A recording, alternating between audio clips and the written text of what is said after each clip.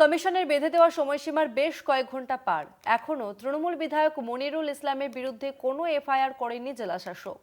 14 জানুয়ারি ফারাক্কার BDO অফিসের তাণ্ডবের ঘটনায় এফআইআর করার নির্দেশ দিয়েছিল নির্বাচন কমিশন। বৃহস্পতিবার বিকেল 5টার মধ্যে রিপোর্ট দিতে বলা হয়েছিল, কিন্তু এখনো পর্যন্ত কোনো এফআইআর দায়ের হয়নি। আইন চলবে, আইনের পথে। কমিশনের এফআইআর নির্দেশ নিয়ে মন্তব্য বিধায়ক মনিরুল ইসলামের। ফারাক্কার বিডিও অফিসে ভাঙচুরের ঘটনায় তৃণমূল বিধায়ক মনিরুল ইসলামের বিরুদ্ধে এফআইআর দায়েরের নির্দেশ দিয়েছিল নির্বাচন কমিশন, তবে এখনো পর্যন্ত এফআইআর দায়ের করেননি জেলা শাসক। গত 14 জানুয়ারি এসআইআর এ হিয়ারিং চলাকালীন ফারাক্কার বিডিও অফিসে ব্যাপক ভাঙচুর চালানো হয়।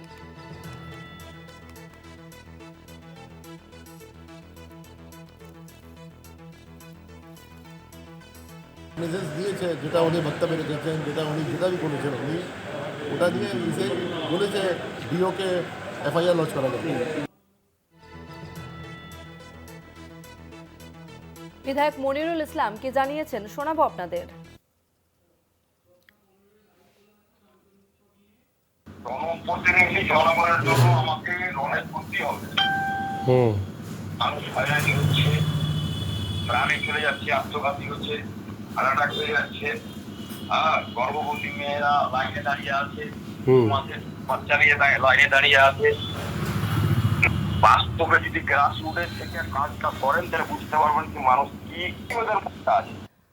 গত 14 জানুয়ারি এসআইআর এ হিয়ারিং চলাকালীন ফারাক্কার বিডিও অফিসে ব্যাপক ভাঙচুর চালানো হয়। বৃহস্পতিবার মুর্শিদাবাদের জেলাশাসক তথা জেলা নির্বাচনী আধিকারিককে কমিশন নির্দেশ দিয়েছে যে যেহেতু ওই দিনের ঘটনায় মনিরুল ঘটনাস্থল থেকে গোলমালে ইন্ধন দিয়েছিলেন এবং তারপরেও তিনি প্রকাশ্যে হুমকি দিয়েছেন কমিশনের আধিকারিকদের উদ্দেশ্যে, তাই তার বিরুদ্ধে এফআইআর করতে নির্দেশ দেওয়া হয়েছিল জেলা শাসককে।